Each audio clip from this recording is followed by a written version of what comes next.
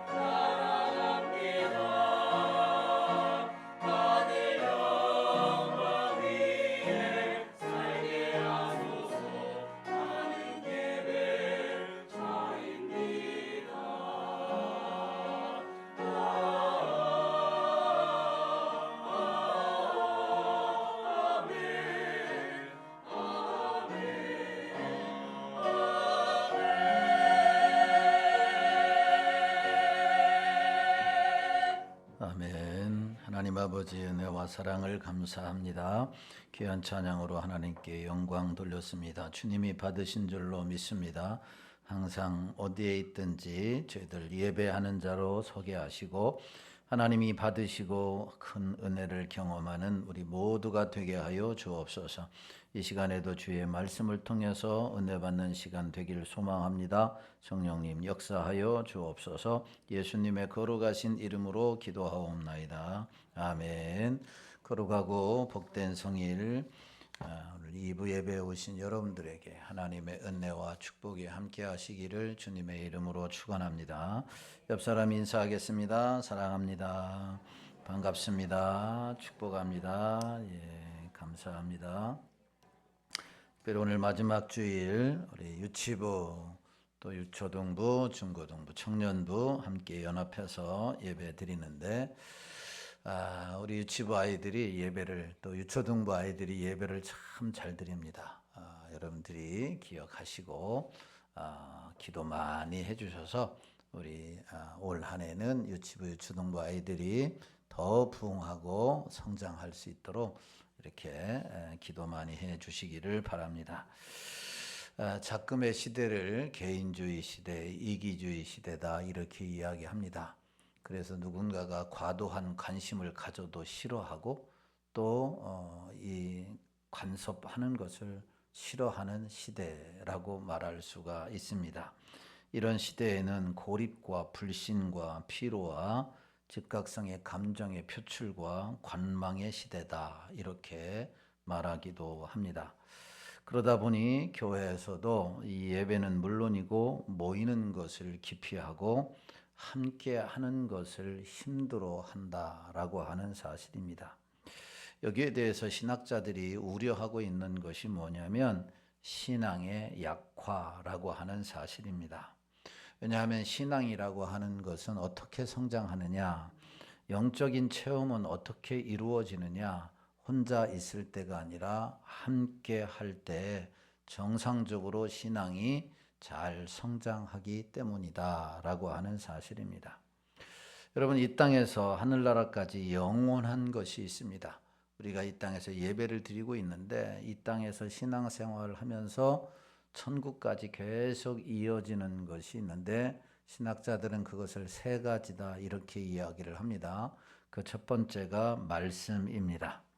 베드로전서 1장 24절 25절의 말씀에 보면 이렇게 말씀합니다. 시작.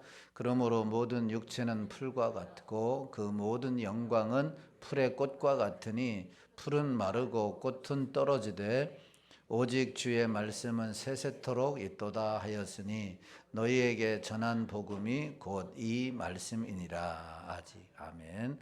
오직 주의 말씀은 세세토록 있다라고 말씀합니다. 그것은 처음부터 끝까지 주의 말씀이 있다라고 하는 말입니다. 영원까지 지속되는 게 하나님의 말씀. 두 번째가 사랑입니다. 사랑에 대해서 고린도전서 13장 8절과 13절은 이렇게 말합니다. 시작. 사랑은 언제까지 떨어지지 아니하되 예언도 패하고 방언도 그치고 지식도 패하리라. 그런즉 믿음, 소망, 사랑 이 세 가지는 항상 있을 것인데 그 중에 제일은 사랑이라. 아멘. 천국에 가서도 우리는 서로 사랑한다고 고백하고 사랑한다라고 말을 듣게 된다라고 하는 것입니다. 마지막 세 번째가 찬양과 예배입니다. 계시록 5장 13절에 보면 이렇게 말씀합니다. 시작. 내가 또 들으니 하늘 위에와 땅 위에와 땅 아래와 바다 위에와 또 그 가운데 모든 피조물이 이르되 보좌에 앉으신 이와 어린 양에게 찬송과 영광과 권능을 세세토록 돌릴지어다 하니. 아멘. 여기 계시록의 천국 예배 광경을 보면 천군과 천사들이 전 세계에서 예수 그리스도를 통하여 구원받은 무수한 성도들과 함께 하나님께 영광과 찬송과 존귀를 올려드린다 그랬습니다. 이처럼 예배는 영원히 중요한 것이다 라고 하는 것을 말씀합니다.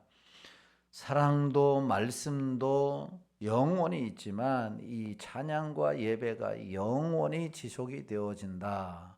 오늘 찬양대가 이렇게 예배에 관한 찬양으로 하나님께 영광 돌렸습니다.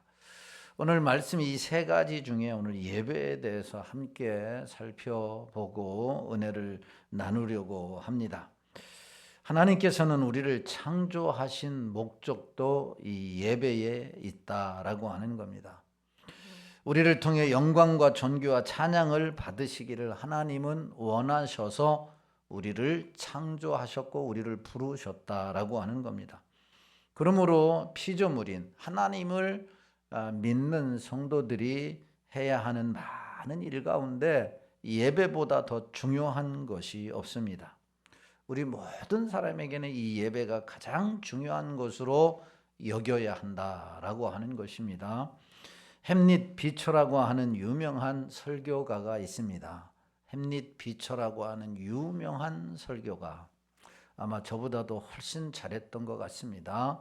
그래서 웃으라고 하는 이야기입니다. 너무 이렇게 긴장해 있으니까 설교를 너무 잘하기 때문에 모든 성도님들이 목사님을 설교를 들으려고 방방곡곡에서 모여들었습니다. 오늘날 같으면 설교를 아무리 잘해도 그곳에 가지 않습니다.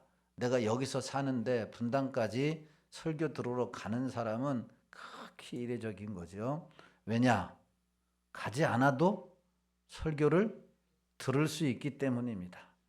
우리가 핸드폰만 있어도 컴퓨터만 켜도 언제 어디서나 유명하다라고 하는 목사님의 설교를 다 들을 수가 있다라고 하는 사실이에요. 아니 유명하지 않다 하더라도 내가 아는 사람의 설교를 다 들어볼 수 있어요. 제주도에 있어도 미국에 있어도 어디서든지 설교를 들을 수 있다. 왜냐하면 유튜브라고 하는 것이 있고 온라인으로 얼마든지 검색하면 들을 수 있기 때문이다 라고 하는 거예요. 그런데 그때 당시는 이 유튜브가 없었어요. 그러니 유명한 설교를 들으려고 전국 방방곡곡에서 다 모여들었습니다. 그런데 그 목사님이 어느 날 휴가를 갔습니다. 휴가를 갔으니 바로 다른 목사님이 초청되어져서 설교를 하게 되었다라고 하는 겁니다. 설교를 시작하는데 이곳저곳에서 웅성거렸습니다. 그리고 많은 사람들이 은혜가 안 된다고 그 자리를 떠나고 있었습니다. 그때 그 강사로 오신 목사님께서 이렇게 말씀을 했다고 해요. 여러분 중에 오늘 비처 목사님께 예배를 드리러 오신 분들은 전부 퇴장해 주시기를 바랍니다. 비처 목사님을 만나러 오신 여러분이 있다면 다 퇴장해 주시기를 바랍니다. 그리고 하나님께 예배를 드리기를 원하시는 분만 앉아 주시기를 바랍니다. 이렇게 이야기를 했다고 합니다. 그때부터 이분들이 정신을 차렸는지 한 분도 자리를 떠나지 아니하고 그 자리에서 예배를 드렸다라고 하는 이야기가 있습니다. 여러분, 예배는 왜 오느냐? 장로님들의 기도가 얼마나 잘하는가 보자. 테스트하러 오는 것도 아니고 찬양 인도자가 찬양을 얼마나 잘하느냐. 그것을 보러 오는 것도 아니고 성가대가 오늘은 몇 명이 앉았고 누가 빠졌고 누가 삑사리를 내고 누가 잘하는가 그것을 보러 오는 것도 아니고 목사가 설교를 얼마나 잘하는가 그것을 보러 오는 것도 아니라 여러분 하나님께 예배 드리러 오는 게 예배예요. 할렐루야. 하나님 앞에 예배 드리는 거. 하나님 앞에 예배 드리러. 누구를 만나러 오는 것도 아니고 한 시간 내가 할 일이 없어서 그 시간 때우려고 하는 것도 아니고 여러분 그 모든 예배의 요소 중에 그 하는 것이 더 도드라지게 드러나서도 안 된다라고 하는 겁니다. 그러니까 찬양하는 것도 기도하는 것도 그 다음에 교제하는 것도 설교를 하는 것도 하나님 앞에 온전히 예배하도록 해야 한다라고 하는 사실이에요. 설교를 들으러 오신 분 잘하는 거죠. 설교를 들어서 은혜가 되어야 되고 기도도 준비를 잘해야 되겠죠. 기도를 들고 또 그 기도가 나의 기도다. 그래서 하나님 앞에 아멘으로 연락이 되어야 되겠죠. 또 찬양도 잘해야 되겠죠. 그래서 인위적으로 아멘을 이끌어내기보다도 스스로가 찬양을 듣고 은혜 받도록 해야 되겠죠. 그렇지만 그렇게 않더라도 은혜가 안 되더라도 여러분 은혜는 내 감정이 편안하고 내 기분이 좋고 모든 것이 형통하면 누가 뭐라고 해도 다 은혜가 됩니다. 다 은혜가 돼요. 내 감정이 상하거나 기분이 나쁘거나 그러면은 은혜가 안 돼요. 은혜가 안 된단 말이에요. 교회 올 때 티격태격 싸우고 와봐요. 그러면 설교를 아무리 잘하는 사람이 설교를 해도 기도를 아무리 잘해도 은혜가 안 됩니다. 은혜가 안 돼요. 예배 끝나고 나서 2라운드 해야 되겠다 이런 생각밖에 없는 거예요. 1라운드로 왔으면은 그런 생각밖에 없는 거예요.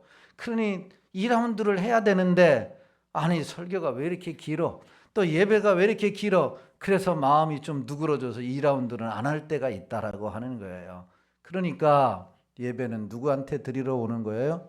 하나님 앞에. 우리 유치부 어린이들도 우리 중고등부 청년부 어린이들도 예배는 누구한테 드리는 거예요? 하나님께 드리는 거예요. 하나님께 드리는 거다라고 하는 것입니다.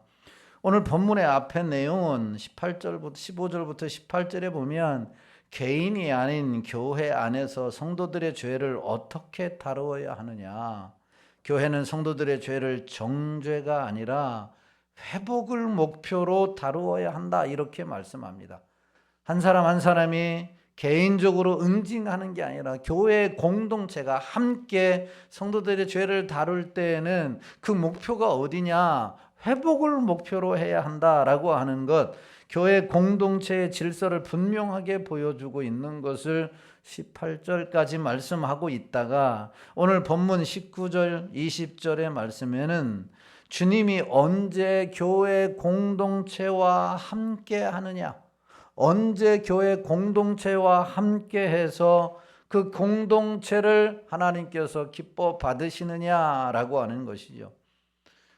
주님이 교회 공동체와 함께 할 때는 예배 드릴 때, 기도할 때, 찬양할 때, 성도 간의 사랑의 교제를 나눌 때 함께 하신다라고 하는 사실을 가르쳐주는 말씀이 바로 오늘 본문의 내용인 것이죠. 사실 초대교회, 처음 탄생했던 초대교회 때부터 예수님을 믿는 사람들이 함께 모여서 예배를 드리고 함께 모여서 기도를 했습니다. 그렇다면 여러분, 왜 초대교회는 함께 모여서 예배를 드렸고 함께 모여서 기도를 했고 함께 모여서 물건을 서로 통용하며 서로 사랑의 성도의 교제를 나누었을까요? 왜 그랬을까요? 자, 이와 같은 의문을 가지고 왜 그랬는가라고 하는 의문을 가지고 예배를 위해 함께 모일 때 우리에게 임하는 축복이 무엇인지 오늘 본문 중심으로 몇 가지 살펴보고 은혜를 나누려고 합니다. 여러분, 왜 우리가 함께 모여서 예배를 드려야 하느냐? 함께 모여서 왜 기도를 해야 하느냐? 함께 모여 교제하고 함께 모여 왜 우리가 찬양을 드려야 하느냐? 세 가지 이유가 있어요. 그 첫 번째는 함께 모이면 주님의 임재를 경험하기 때문이다. 따라서 합시다. 함께 모이면 주님의 임재를 경험한다. 예, 주님의 임재를 경험하기 때문이에요. 우리는 혼자서도 얼마든지 예배를 드릴 수 있습니다. 그러나 함께 모여야 하는 것이 훨씬 좋은 이유는 하나님의 임재, 주님의 임재를 경험하기 때문에 그렇습니다. 자, 20절 말씀을 같이 있습니다. 20절 시작. 두세 사람이 내 이름으로 모인 곳에는 나도 그들 중에 있느니라. 아멘. 주님께서 어디에 있겠다라고 말씀하시느냐? 두세 사람이 모인 곳에, 이 말은 우리라고 하는, 우리가 함께 모일 때, 우리라고 하는 사람은 예수 그리스도를 믿는 사람들이 함께 모여 예배하고 함께 모여 기도하고 함께 모여 찬양하고 함께 모여 여러분 교제하는 그곳에 주님이 함께 하신다라고 하는 것입니다. 함께 한다라고 하는 것은 임재하신다라고 하는 것이에요. 그렇기 때문에 함께 모이는 이 모임이, 우리 성도들이 함께 모이는 이 예배가 중요하다라고 하는 것입니다. 구약시대에 하나님의 임재의 상징이 뭐였냐면 법궤였어요. 법궤. 하나님의 임재의 상징은 법궤였어요. 그래서 성전에도 항상 법궤를 모셨고 전쟁에 나갈 때도 항상 뭘 앞세우고 나갔어요? 법궤를 모시고 나갔어요. 그래서 법궤를 모시고 여리고성을 돌았을 때 여리고성이 어떻게 됐어요? 우리 유치부 어린이들, 유초등부 어린이들, 법궤를 앞세우고 여리고성을 몇 번 돌았어요? 그랬더니 어느 교회 아이들이 나는 안 돌았어요 그러더라는 거예요. 그래, 너희들은 안 돌았어요. 그런데 당시에 여호수아서에 보면 하나님의 사람들이 여리고성을 돌았어요. 법궤를 앞세우고 돌았어요. 그랬더니 여리고성이 어떻게 됐어요? 무너졌어요. 이게 뭘 얘기하냐면 하나님의 임재가 임했다라고 하는 것을 보여주고 있는 거죠. 홍해가 건널 때에 제사장들이 뭐를 메고 건넜어요? 법궤를 맸습니다. 법궤를 맨 제사장들이 맨 앞에 첫 발을 내디뎠을 때 홍해가 갈라졌다라고 하는 겁니다. 여러분, 이런 놀라운 역사가 있게 되기를 주님의 이름으로 축원합니다. 법궤가 구약시대는 하나님의 임재를 상징했어요. 우리가 잘 아는 대로 출애굽 광야 시대에는 구름 기둥과 불기둥이 하나님의 임재의 상징이었다라고 하는 겁니다. 성전에 구름이 자욱하게 임할 때에 제사장들이 하나님 앞에 예배 드릴 때에 하나님의 임재가 그렇게 나타났다라고 하는 사실입니다. 그런데 신약시대에는 법궤가 없습니다. 그러면 신약시대에는 하나님이 어떻게 임재하느냐? 우리 예배 가운데 하나님이 임재하는 것을 우리가 경험해야 되는데 신약시대에는 성령이 인격적이신 성령 하나님께서 예배드리는 이곳에 우리와 함께 하시는 줄로 믿으시기를 주님의 이름으로 축원합니다. 주님이 부활하시고 승천하신 이후에 약속하신 말씀이 뭐예요? 세상 끝날까지 너희와 항상 함께 하리라 그랬는데 주님이 죽으시고 부활하셨단 말이에요. 그러면 눈에 보이지 않는데 어떻게 우리와 함께 하신다는 말이냐, 이렇게 생각이 되어집니다. 그러면서 승천하실 때 주님이 하신 말씀이 뭐예요? 너희에게 성령을 보내주겠다라고 말씀하셨어요. 신약시대에는 성령님께서 우리 예배 가운데, 기도 가운데, 우리의 삶 가운데 함께 하시는 줄로 믿으시기를 주님의 이름으로 축원합니다.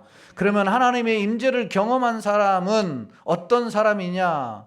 성령께서 회개케 하시고, 성령께서 감동도 주시고, 성령께서 아픔도 느끼게 하시고, 성령께서 눈물도 주시고, 성령께서 은혜도 주시는 거예요. 할렐루야.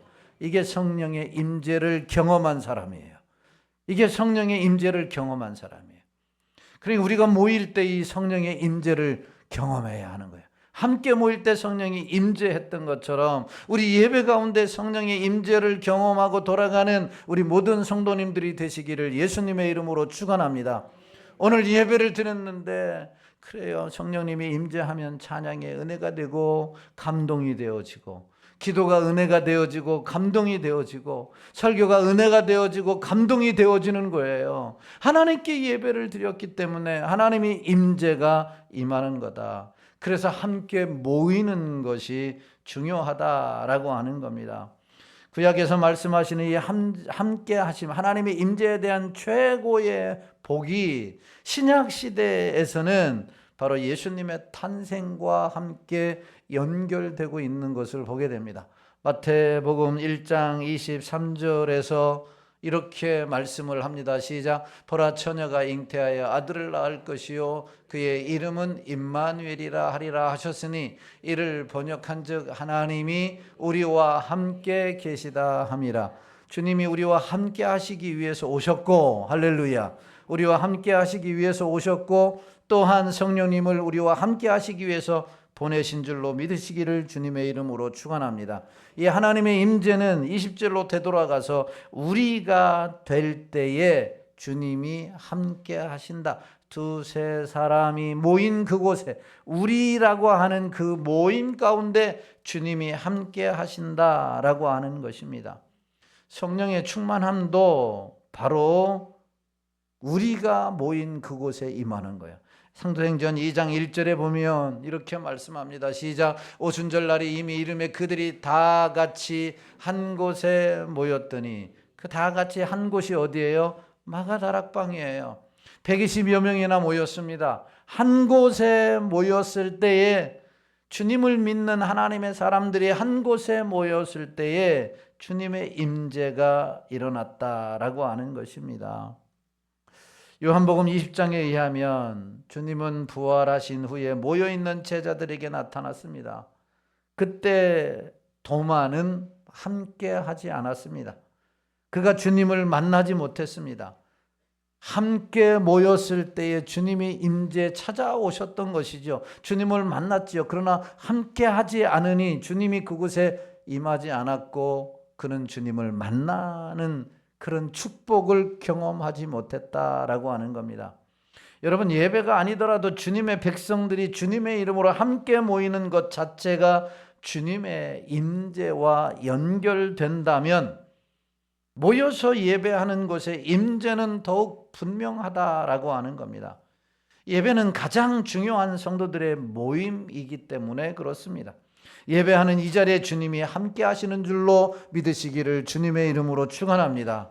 바로 여기에 와 계시는 거예요. 그러므로 예배하는 자리에, 기도하며 찬양하는 자리에 내가 있어야 하나님이 임재를 경험하고, 다시 말하면 감동도 받고 은혜도 받고 우리의 연약한 것이 드러나고 회개하고 고쳐지고 새로워진다라고 하는 사실입니다.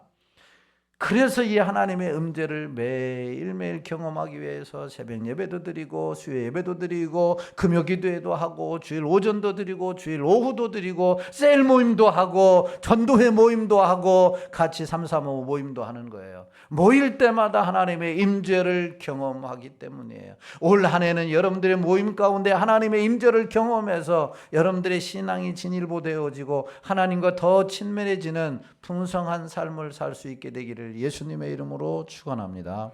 왜 함께 모여야 할까요? 두 번째로, 함께 모이면 영적인 승리를 경험하기 때문에 그렇습니다. 영적인 승리. 우리가 함께 모이면 음부의 권세, 사단의 권세가 우리를 이기지 못한다, 이렇게 말씀합니다. 마태복음 16장 18절의 말씀에 보면 이렇게 말씀해요. 시작. 또 내가 내게 이르노니 너는 베드로라. 내가 이 반석 위에 내 교회를 세우리니 음부의 권세가 이기지 못하리라. 아멘. 음부라고 하는 이 단어는 헬라어로 하데스라고 하는 말이고 구약의 히브리어의 스올에 해당되는 단어입니다. 음부라고 하는 것은 즉 죽음, 죄, 사탄의 세력을 말하는 것이죠. 죄의 세력, 죽음의 세력, 사탄의 권세를 말하는 겁니다. 그런데 함께 모여 예배를 드리면, 함께 모여 기도를 하면, 함께 모여 찬양을 하면 우리 가운데 이 죽음에 대한 두려움, 죄에 대한 멸망에 대한 두려움, 또한 사단의 세력을 여러분 물리치는 줄로 믿으시기를 주님의 이름으로 축원합니다. 그래서 이 사단의 권세가 교회를 무너뜨리지 못한다라고 하는 게 마태복음 16장 18절의 말씀이에요. 여러분, 교회라고 하는 게 뭐예요? 교회가 뭐예요? 예수 그리스도를 구주로 믿는 사람들의 모임이에요. 할렐루야. 이게 교회란 말이죠. 예수 믿는 우리 모든 성도들이 모인 이 모임이 교회인데, 이 모임을 예수님의 이름으로 모였기 때문에 사단의 권세가 무너뜨리지 못한다라고 하는 것이죠. 우리를 사단은 무너뜨리지 못합니다. 그래서 사탄은 모이는 것을 좋아할까요? 싫어할까요? 하나님은 모이는 것을 좋아할까요? 싫어할까요? 예, 하나님은 좋아하지만 사탄은 싫어합니다. 예. 그래서 사탄은 우리를 각계 격파를 하려고 합니다. 흩어놓고 싸우려고 한다라고 하는 것이죠. 갈라놓고 힘을 분산시키려는 전략을 하는 게 사탄의 전략이에요. 야, 지난주에도 갔고 수요일도 갔고 금요일도 갔는데 일주일에 한 번만 가도 돼. 이게 누구의 말이냐? 남편의 말이고 부모의 말이고 또한 이웃의 말일 수도 있지만 누구의 말이냐면 사탄의 말이에요. 사탄의 말. 속지 않게 되기를 주의 이름으로 축원합니다. 거기에 속게 되면 뭐 하게 된다고요? 넘어지게 된다니까요. 거기에 속해 되면 뭐라고요? 주일날 와서 하나님 또 한 주간 실패했습니다. 한 주간 또 낙심하고 살았습니다. 한 주간 또 내가 어떻게 살았는지 모르겠습니다. 이런 고백만 하다가 끝나게 되는 거예요. 하나님, 한 주간 주님과 함께 거하여 내가 승리하고 영광스러운 예배를 드릴 수 있음에 감사합니다. 이런 고백을 여러분들이 할 수 있게 되기를 주의 이름으로 축원합니다. 그러면 함께 모이는 시간이 많아야 되겠어요? 적어야 되겠어요? 많아야 된다라고 하는 겁니다. 예배는 한 번 일주일에 드리면 됐지 왜 새벽 예배를 만들었을까? 누가 만들었을까? 조사해봐야 나는 조사할 필요가 없다고 생각해요. 왜냐하면 이것이 너무 좋기 때문에. 왜 수요 예배를 만들었을까? 왜 금요 예배도 만들었고 왜 셀 예배는 만들었을까? 주일날 한 번만 드리면 되지 왜 오후 예배까지 만들고 밤 예배까지 만들어서 이렇게 우리를 피곤하게 할까? 에? 함께 모이면 승리할 수 있기 때문이에요. 할렐루야. 함께 모여서 예배드리고 기도하고 찬양하면 승리하기 때문에 그렇습니다. 주님은 이것을 아셨기에 제자들을 파송하면서 함께 짝지어 보내셨던 것을 보게 됩니다. 마가복음 6장 7절 말씀해 보면 이렇게 말씀해요. 시작. 12 제자를 부르사 둘씩 보내시며 더러운 귀신을 제어하는 권능을 주시고, 누가복음 10장 1절도 봅니다. 시작. 그 후에 주께서 따로 70인을 세우사 친히 가시려는 각 동네와 각 지역으로 둘씩 앞서 보내시며, 사도행전의 제자들도 둘씩 짝지어 보냈습니다. 3장 1절 말씀입니다. 시작. 제9시 기도 시간에 베드로와 요한이 성전에 올라갈새 위대한 바울 사도도 함께 움직였습니다. 사도행전 14장 4절 말씀 시작. 두 사람이 성령의 보내심을 받아 실루기아에 내려가 거기서 배 타고 구브로로 가서, 전도서에는 아주 중요한 말씀이 있습니다. 우리가 잘 아는 말씀이에요. 4장 9절 10절 시작. 두 사람이 한 사람보다 나음은 그들이 수고함으로 좋은 상을 얻을 것임이라. 혹시 그들이 넘어지면 하나가 그 동물을 붙들어 일으키려니와 홀로 있어 넘어지고 붙들어 일으킬 자가 없는 자에게는 화가 있으리라. 함께 해야 사탄의 공격을 막아낼 수 있고, 함께 해야 우리에게 주신 사명도 감당할 수 있고, 함께 해야 은혜가 더 풍성해지고, 함께 해야 하나님의 영광을 받으시고, 함께 해야 우리에게 주신 이 놀라운 뜻을 이룰 수 있는 줄로 믿으시기를 주님의 이름으로 축원합니다. 그런데 마지막 시대에는 개인주의, 이기주의가 팽배해서 이 말세의 특징에는 모이는 것을 자꾸 폐하려 한다라고 하는 것이죠. 자꾸 폐하려 해요. 여러분들의 마음속에도 오늘 오전 예배 드리고 오후 예배 없으니까 너무 좋잖아요. 그리고 또 전도회 모인다고 하니까 왜 전도회를 또 모이느냐? 1년에 한 번만 모이면 되지. 자, 1월, 2월, 3월, 12월까지 마지막 주에는 오후 예배를 드리지 않습니다. 각 기관 전도 예배로 모이게 됩니다. 모여서 함께 은혜를 나누고, 모여서 함께 사업을 구상하고, 모여서 함께 서로의 기도 제목을 놓고 기도하고, 모여서 함께 하나님의 나라를 위하여 서로 은혜로운 시간을 보내기 위함인 거지요. 그런데 이 모임의 취지를 잊지 않고, 모이지 않으면 그 전도회, 모이지 않는 전도회와 저하고 예배를 드리겠습니다. 그래서 다음부터 2월 달부터 안 모이는 전도회는 본당에 모여요. 오후 예배 드릴 테니까. 그러면 또 하나도 안 옵니다. 어떻게든지 모일 거니까.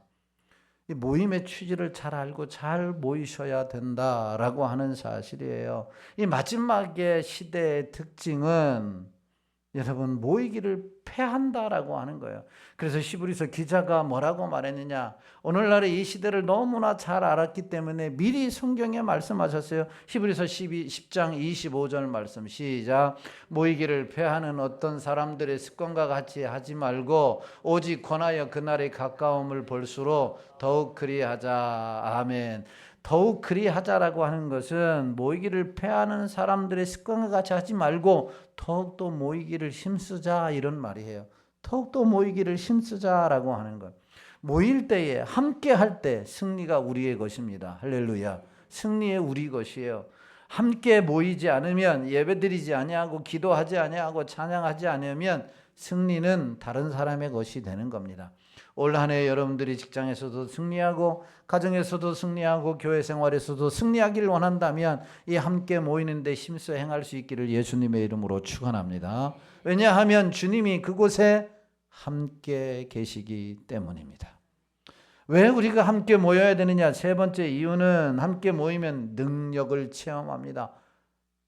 우리가 가질 수 없는 이 능력을 우리가 체험하게 되는 거예요. 기도도 함께하면 놀라운 능력이 나타나는데 오늘 19절 말씀해 보세요. 19절 말씀 시작. 진실로 다시 너에게 이르노니 너희 중에 두 사람이 땅에서 합심하여 무엇이든지 구하면 하늘에 계신 내 아버지께서 그들을 위하여 이루게 하시리라. 아멘. 합심하여라고 하는 말씀이 오늘 본문에 아주 중요한 방점인 거죠. 합심하여 기도하면, 환자들을 위하여 합심하여 기도하면 여러분 치료해 주시고 치료를 안 해주시더라도 힘을 주시고 여러분 놀라운 능력이 나타납니다. 교회를 위하여 합심하여 기도하면 하나님이 이 교회를 위하여 일하시고, 합심하여 기도하면 믿음이 연약한 자가 강해지고, 합심하면 능력을 체험한다니까요. 경험을 한번 해보십시오. 여러분 성령 충만도 함께 모였을 때 임했습니다. 사도행전 4장 31절의 말씀을 보세요. 시작. 비일기를 다함에 모인 곳이 진동하더니 무리가 다 성령이 충만하여 담대히 하나님의 말씀을 전하니라. 아멘. 비일기를 다 했는데 몇 사람이 빌었어요? 여러분 최소한 120명이 모여서 기도했어요. 왜냐하면 뒤에 뭐라고 말했어요? 무리가 그랬어요. 이 무리가 뭐예요? 최소한 120명의 마가다락방에 모인 이 무리가 함께 모여서 기도함에 뭐가 임했어요? 성령이 임했어요. 성령이 뭐예요? 디나미스. 오늘날 다이나마이트가 어디에서 나왔느냐? 바로 이 성령의 능력에서 나온 거예요. 이 성령의 능력이 그들 가운데 임했다라고 하는 거예요. 여러분들이 하나님의 능력, 이 성령의 능력을 경험하기를 원한다면 함께 모여서 기도하는 일에 열심을 낼 수 있기를 주님의 이름으로 축원합니다. 누가 뭐라고 해도 시험받지 않는 이 능력, 하나님의 능력으로 하나님이 나에게 맡겨주신 어떤 사명이든지 능히 감당할 수 있는 이 놀라운 능력, 이 능력을 경험하기를 원한다면 함께 모여서 기도할 수 있게 되기를 예수님의 이름으로 축원합니다. 함께 하는 것이 중요한 거예요. 함께 모여 예배드리고 함께 모여 기도하고 함께 모여 찬양하면 놀라운 능력이 함께 있어야 되는 것이요. 감리교를 창시한 존 웨슬리 목사님이 어느 날 추운 겨울, 요즘처럼 추운 날이었던 것 같습니다. 그래서 예배 후에 한 장소에 모여서 함께 담소를 나누고 있었습니다. 석탄 난로를 켜놓고 대화를 하고 있었는데 그때 한 사람이 이렇게 이야기를 했습니다. 나는 혼자서도 신앙생활을 잘할 수 있습니다. 나는 혼자서도 신앙생활 넘어지지 않고 승리할 수 있습니다. 라고 했을 때 존 웨슬리 목사님이 아무 말도 하지 않냐고 그때 난로 뚜껑을 열고 집게로 석탄 하나를 꺼내 바닥에 놓았습니다. 얼마 지나지 않아서 이 벌겋게 달가놓았던 이 석탄 하나가 빛을 잃어버렸고 식어버렸고 끝내 새카맣게 꺼지고 말았습니다. 웨슬리 목사님은 그제야 입을 열었습니다. 형제여, 혼자 떨어져 있으면 석탄도 불을 유지하지 못합니다. 석탄도 벌겋게 달라오는 이 불을 유지하지 못합니다. 신앙도 마찬가지입니다. 신앙은 함께 예배드리고 함께 교제하고 함께 찬양하고 함께 기도할 때 능력을 체험하는 거예요. 그런데 혼자 있으면 이런 능력은 사라지게 되어 있습니다. 라고 교훈했다라고 하는 겁니다. 여러분, 성도는 교회 공동체 안에 있을 때에 여러분 불이 유지가 돼요. 할렐루야. 교회 안에 있을 때 어떤 사람은 뜨겁고 어떤 사람은 뜨겁지 않고 어떤 사람은 더 냉랭하는 사람들은 얼마나 교회와 교회 공동체와 함께 하느냐에 달려있다라고 하는 사실입니다. 왜 그러냐? 교회가 능력이 있어서, 옆 사람이 능력이 있어서가 아니라 함께 할 때 누가 함께 때문에? 하나님이 함께 하시기 때문에, 함께 할 때 성령이 임재하시기 때문에, 함께 할 때 말씀의 능력이 살아나기 때문에, 함께 할 때 우리는 능력 있는 그리스도인이 되는 줄로 믿으시기를 주님의 이름으로 축원합니다. 혹시 우울해해도 함께 있어 예배드릴 때, 함께 있어 기도할 때 우울증이 날아갑니다. 혹시 넘어질 순간에도 함께 하면 옆 사람이 부딪혀주고 함께 일어서게 된다라고 하는 것이죠. 두려움도 함께 있을 때 사라지게 되어지고 염려도 사라지게 되는 거예요. 신앙은 더 성장하게 되어진다라고 하는 사실입니다. 그러므로 혼자 신앙생활을 하겠다는 말은 자유가 아니라 위험천만한 발상인 것이죠. 그래서 교회에 모이는 것은 선택사항이 아니라 영적 생존의 자리라고 말할 수가 있는 거죠. 바라기는 2026년도 여러분들이 하나님의 능력을 경험해서 사명을 감당하고 여러분 날마다 승리하며 하나님의 임재를 통해서 내가 깨닫고 성장하기를 소망한다면 함께 모여 예배드리고 함께 모여 기도하고 함께 모여 찬양하고 함께 모여 교제하는 우리 모든 성도들 되시기를 주님의 이름으로 축원합니다. 말씀을 뵙습니다. 올 한 해 함께 예배드리는데 힘쓰는 한 해가 되기를 주의 이름으로 축원합니다. 그래서 하나님의 임재와 승리와 능력을 경험하는 우리 모든 상일의 가족들이 되기를 예수님의 이름으로 축원합니다. 따스한 성령님 이 찬송 부르시고 오늘 말씀 생각하시면서 2, 3분 동안 기도하도록 하겠습니다.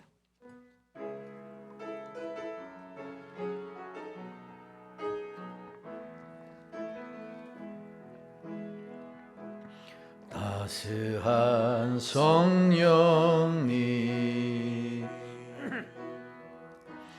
마음으로 보내 내 몸을 감싸며 주어지는 평안함 만족감을 느끼네 사랑과 진리에 한 줄기 빛 보내 내 몸을 감싸며 주어지는 평안함 그 사랑을 느낀 부르신 곳에서 나는 예배하네 어떤 상황에도 나는 예배하네 부르신 곳에서 나는 예배하네 어떤 상황에도 나는 예배하네 내가 걸어갈 때 길이 되고 살아갈 때 삶이 되는 그곳에서 예배하네 내가 걸어갈 때 길이 되고 살아갈 때 삶이 되는 그곳에서 예배한 부르신 곳에서 나는 예배하네 어떤 상황에도 나는 예배하네 부르신 곳에서 나는 예배하네 어떤 상황에도 나는 예배하네 하나님께서 교회의 자리로 부르셨고 기도의 자리로 부르셨고 찬양의 자리로 부르셨고 교제의 자리로 부르셨습니다. 그곳에 예배하고 기도하고 찬양하고 기도하여 하나님의 임재를 경험하게 하여 주시고 승리를 경험하게 하여 주시고 능력을 경험하여 세상을 넉넉히 이기고 맡겨진 사명창을 감당하여 하나님께 영광 돌리는 삶을 살게 하여 주옵소서. 주님 이름 한번 부르고 통성으로 기도합니다. 주여. 할렐루야. 하나님 아버지 은혜와 사랑을 감사합니다. 거룩하고 복된 성일 2부 예배에 우리 귀한 성도를 보내주시고 함께 예배할 수 있도록 은혜 주신 것 감사를 드립니다. 예배가 생명이고 예배가 능력이고 예배가 축복이고 예배가 하나님을 기쁘시게 하는 일임을 알아 거룩한 성전에 유치버리누부터 시작해서 우리 작년부까지 한자리에 모여 예배드리오니 주여 이 예배 가운데 임재하여 주시옵소서. 감동을 받게 하시고 깨닫게 하시고 회개하게 하시고 하나님의 새로운 힘을 공급받는 저들이 되게 하여 주시기를 원하옵나이다. 올 한 해는 모이는 일에 힘써 행하게 하시고 주님의 이름으로 모이는 곳에 하나님이 함께 하심으로 말미암아 승리를 경험하게 하시고 임재를 경험하게 하여 주시고 능력을 경험하여 하나님의 주신 사명을 온전히 감당하고도 남을 수 있는 우리 모든 한 사람 한 사람 되게 하시고 성도들 되게 하여 주시기를 간절히 바라옵고 원하옵나이다. 하나님의 능력을 받아 연약함을 이기게 하여 주시고 어떤 어려움 가운데서도 넉넉히 이길 수 있는 귀한 종들 다 되게 하여 주시옵소서. 좋으신 하나님 아버지 오늘도 예배를 드리고 간구하는 모든 저들의 기도를 지어 들으시고 응답하여 주시옵소서. 함께하는 시간 그리스도인들과 함께하는 시간들 그래 많아지게 하시고 주님이 함께하심을 체험하는 역사가 일어나게 하여 주옵소서. 우리 몸된 교회 가운데 함께하여 주시기를 소망합니다. 축복해 주시옵소서. 감사하옵고 거룩하신 예수님의 이름으로 기도하옵나이다. 아멘.